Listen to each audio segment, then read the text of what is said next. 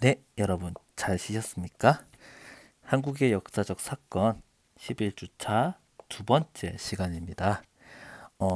우리가 지금 계속 조선시대 후기 또는 그냥 조선 후기라고 해도 괜찮습니다. 자, 조선 후기에 대해서 배우고 있고요.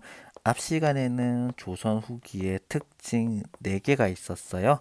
자, 그래서 우리가 이것을 배웠고요. 자, 당연히 이건 또 나중에 복습 시간에 우리가 같이 공부를 하게 되겠죠. 그래서 조금 어려웠어도 복습 시간에 다시 공부를 하면서 기억을 해보면 좋을 것 같습니다. 괜찮습니까? 네. 자, 그러면 두 번째 내용으로 들어가 보도록 할게요. 자, 두 번째는요, 개항이라는 건데요. 자, 개항은요, 우리 일본 학생이랑 중국 학생들은 이 한자를 읽을 수 있을 거예요. 자, 개항이 뭐냐면요, 나라와 나라가 서로 물건을 사고 파는 것을 무역이라고 하죠. 자, 그러면 여러분, 우리 조선시대 때 무역은 어떻게 했을까요? 비행기를 타고 갑니까? 그 시대에 비행기가 있었어요? 없죠. 보통은 뭐 탑니까? 그렇죠. 배를 타죠. 자, 배를 타고 어디로 갑니까?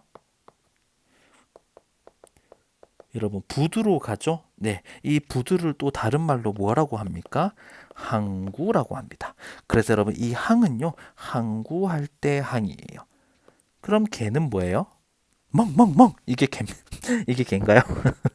자, 아니고요. 개는요, 열다라는 뜻이에요. 그러면 열다 플러스 항구 뭐예요? 항구를 연다. 배가 들어올 수 있게 열어준다. 이게 바로 개항이라는 거예요. 이해하셨습니까? 자, 그래서 이 조선 후기에는요. 개항이라는 문제가 있었는데요. 이 부분들에 대해서 또 한번 살펴보도록 하겠습니다.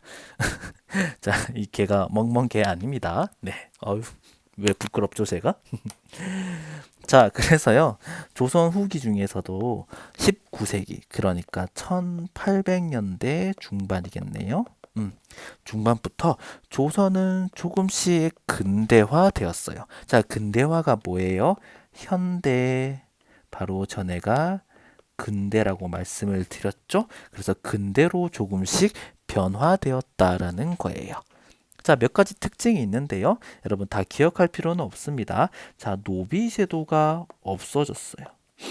자, 노비 제도가 없으니까 이 사람들이 어떻게 됩니까? 다 나라에서 일을 할 수 있겠네요. 그렇죠? 그래서 새로운 사람을 등용. 등용이 뭐예요? 우리 그 나라의 기관에서 에쿠. 죄송해요. 일을 할 수 있게 된다라는 거죠. 자, 그리고 과부의 재혼 허가. 자, 과부는 뭐냐면요. 남편이 죽고 혼자 된 여자를 과부라고 해요. 네, 재혼은요.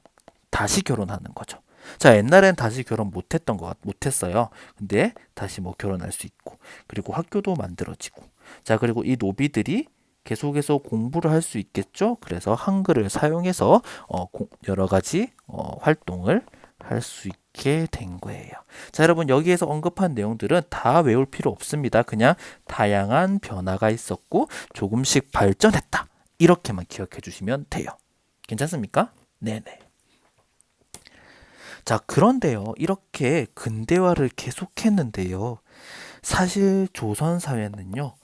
혼자의 힘으로 이 근대화를 이루기에는 문제가 너무 많았어요. 혼자의 힘으로는 너무 힘들어. 자, 왜 힘들었을까요, 여러분? 왜?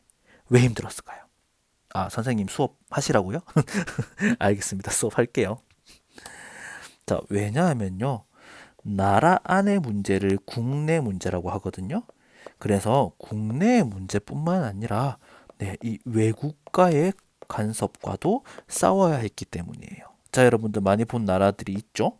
안녕. 자, 어느 나라입니까? 여기는 미국. 자, 그 다음에 여기는 프랑스. 자, 여기는요? 러시아. 여기는 영국. 여기는 일본. 이렇게 다양한 나라의 간섭과도 조선은 싸워야 했어요.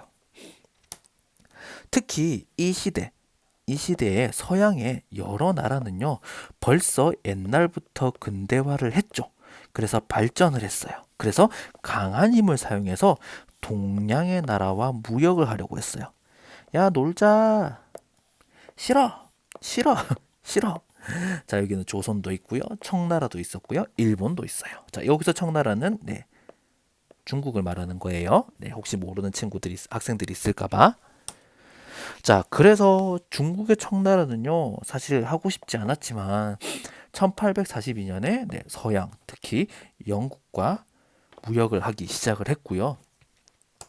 그리고 일본도 네, 우리도 하기 싫다. 1853년부터 서양, 특히 예, 미국을 시작으로 해서 네, 다양한 무역을 했어요. 자, 그런데 여러분, 문제는 뭐냐면 이 무역의 대부분은요, 불평등한 무역이 많았어요. 자, 불평등하다. 똑같다, 똑같지 않다? 똑같지 않다라는 거예요. 서양의 나라들은 돈을 많이 벌 수 있게 하고요. 동양의 나라들은요, 돈을 네, 거의 벌지 못하게.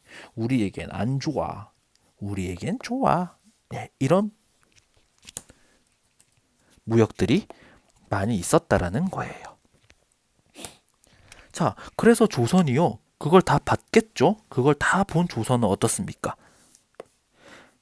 나라의 문을 닫고 외국과의 무역이나 교류를 대부분 안 돼! 이렇게 금지한 거예요. 같이 놀자, 같이 놀자, 같이 놀자. 절대 안 놀아! 나가! 이렇게요. 그래서 이것을 나라의 문을 닫는 정책. 자, 문이 닫혀 있죠? 네. 그래서 쇄국 정책이라고 불렀어요. 자, 이 쇄국 정책의 쇄는요, 문을 잠그다라는 뜻이에요. 그래서 나라의 문을 잠그는 정치라고 해서 쇄국 정책이라고 불렀습니다. 자, 여러분들 잘 볼 수 있게 해줄게요. 네, 세국 정책 잘 보이십니까?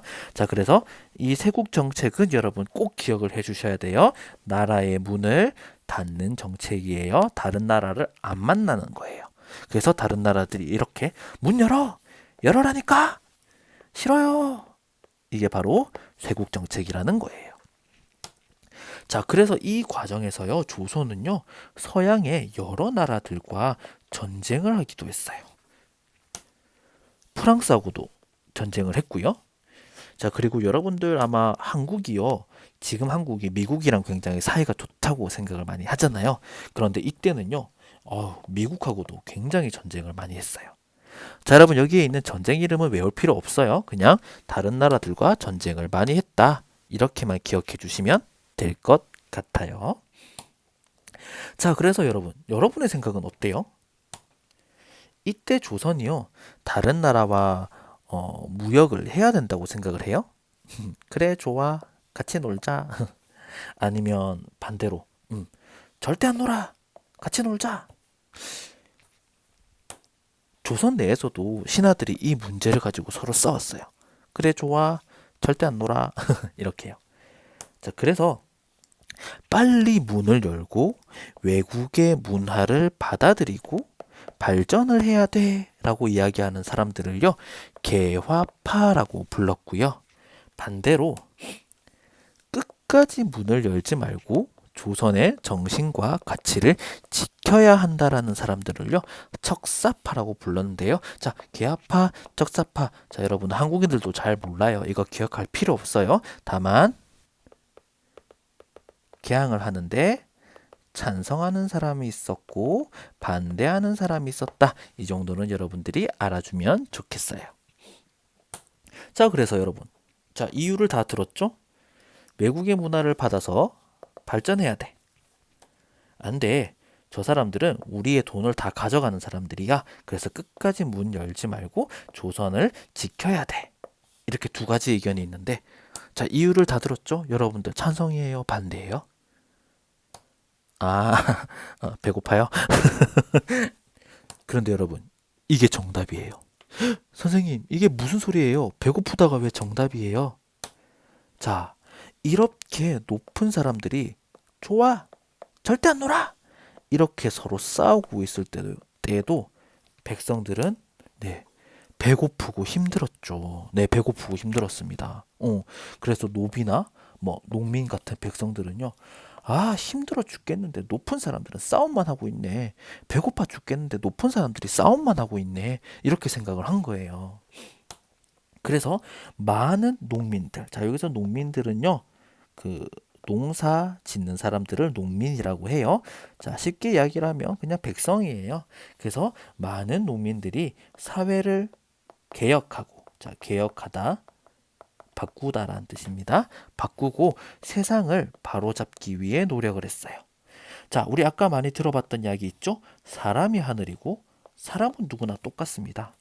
자, 우리를 괴롭히는 관리, 양반들을 물리칩시다. 우리는 모두 당군의 자손이에요. 자, 외국 사람들과 맞서서 싸웁시다. 뭐 이런 이야기들을 많이 했단 말이에요.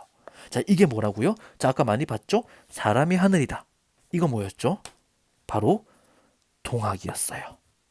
그래서 이런 동학 농민 운동 같은 것들이 이 시대에 많이 일어나게 되었습니다. 자, 개항은 여기까지 하도록 하고요. 자, 세 번째는요. 조선 후기의 생활과 문화에 대해서 설명을 하도록 할게요. 자, 그래서요. 조선 후기에는 근대화가 있었다고 했잖아요.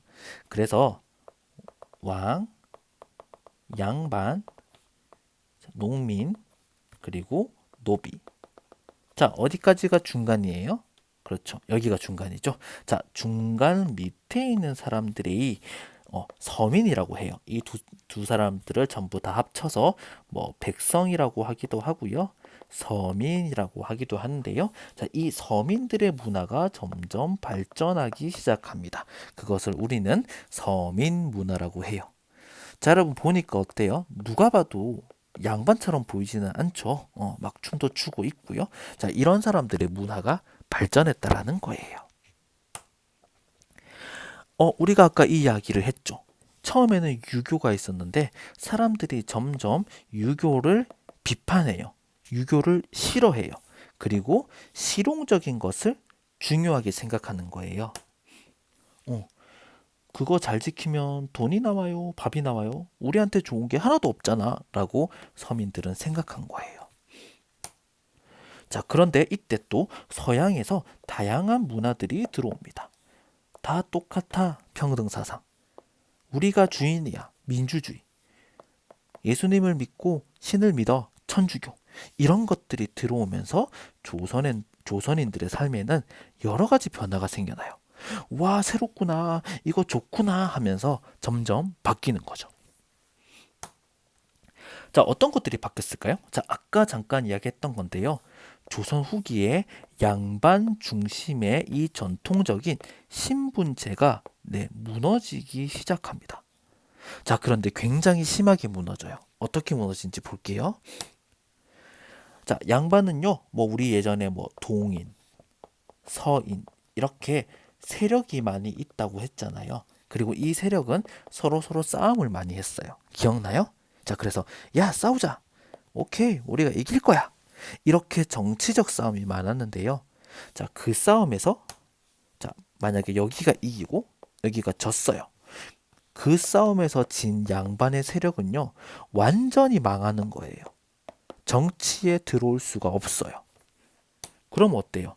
이렇게 양반이 망해버리면 정치를 더 이상 할 수가 없는데, 그럼 정치 말고 다른 거 해야 되잖아요. 맞죠? 자, 근데 다른 거.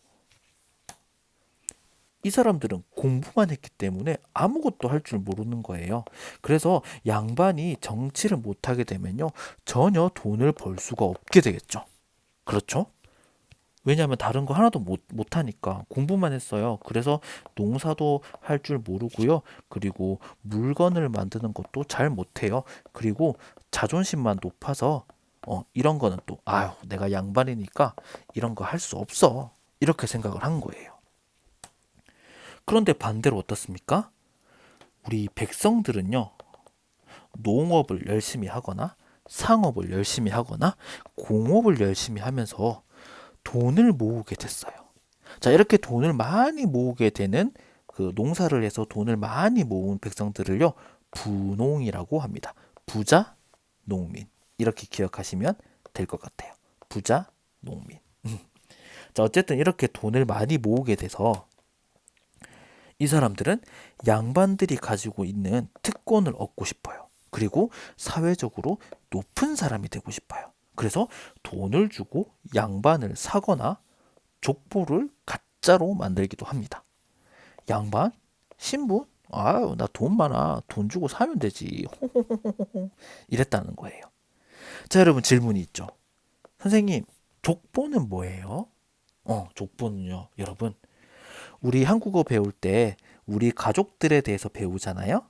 자, 그럼 족보는 내가 태어나기 아주 오래 전부터 지금까지 우리 가족들의 관계를 적은 책을 족보라고 해요. 자, 그러면 양반들은요, 모두 다 이 족보를 가지고 있었어요. 우리 할아버지는 옛날에 얼마나 대단한 사람이었고 또 그 할아버지 아들 다 대단한 사람이고 내가 여기 지금 있는 거야. 우리 집은 대단한 집이야. 이렇게 하기 위해서 족보라는 책을 만들었는데 돈을 많이 번 농민들이 이 책을 사거나 또는 가짜로 만들었다는 거예요. 돈이 많으니까 진짜 여러 가지 다 잘한다. 그쵸? 자, 그럼 어떻게 됩니까? 많은 사람들이 양반의 자리를 돈을 주고 사요. 그러면 당연히 양반이 점점 많아지겠죠. 그래서 양반의 수가 약 70%까지 많아지게 되고요. 그러면 남아있는 사람들은 어떻게 돼요? 남아있는 사람들이 농민인데 농민의 숫자가 점점점 적어지겠죠. 그럼 어떻게 돼요? 농사지을 사람들이 많이 없어지겠죠. 네, 이것도 하나의 사회의 문제가 되었습니다. 네. 자, 그리고 당연히 노비들도 신분제도를 반대했죠. 야, 우리가 언제까지 노비로 살아야 돼? 그건 누가 정한 거야? 이렇게 하면서 노비들도 그 양반이 되려고 노력을 했어요. 그러면 이 신분 사회가 완전히 없어지면서 조선의 사회가 굉장히 불안하게 되었어요.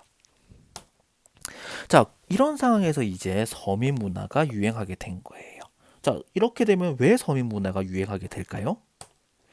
당연히 아까 서민들이 돈을 많이 벌었다고 했죠? 그럼 이 돈으로 책도 보고, 공부도 하고, 글도 쓰고, 이렇게 하면서 문화가 점점점 발전하게 되었던 거예요. 그렇죠. 뭐 다양한 것들을 이렇게 즐길 수 있게 된 거죠.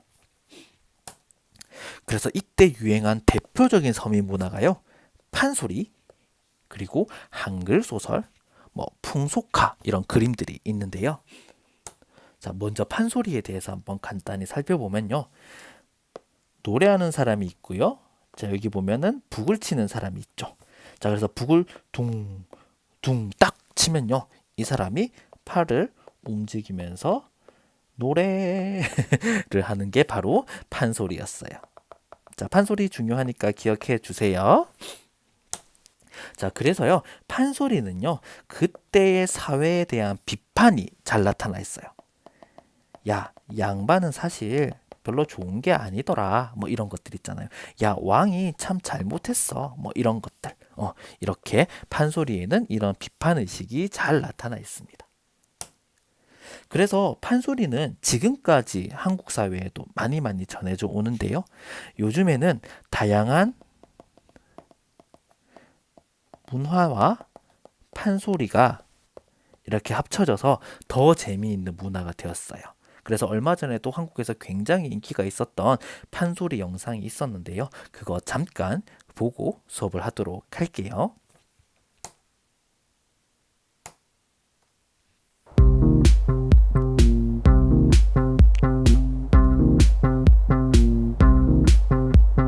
범 내려온다, 범이 내려온다.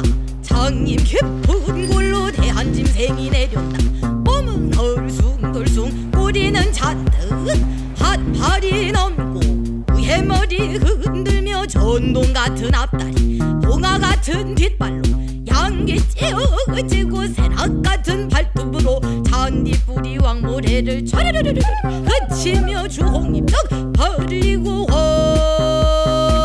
리랑 하는 소리 하나리 무너지고 땅이 툭 꺼진 한듯 차례 정신없이 먹으로 움츠리고 가만히 엎젖겄다. 봄 내려온다 봄이 내려온다 송이 깊은 골로 한 진생이 내려온다 누의 머리를 흔들며 향기 쭉 찢어지고 몸은 헐쑥덜쑥 꼬리는 잔뜩 봄 내려온다 봄이 내려온다 송이 깊은 골로 한 진생이 내려온다 누의 머리를 흔들며 향기 쭉 찢어지고 몸은 헐쑥덜쑥 꼬리는 잔뜩 봄 내려온다 봄이 내려온다 봄 내려온다 봄이 내려온다.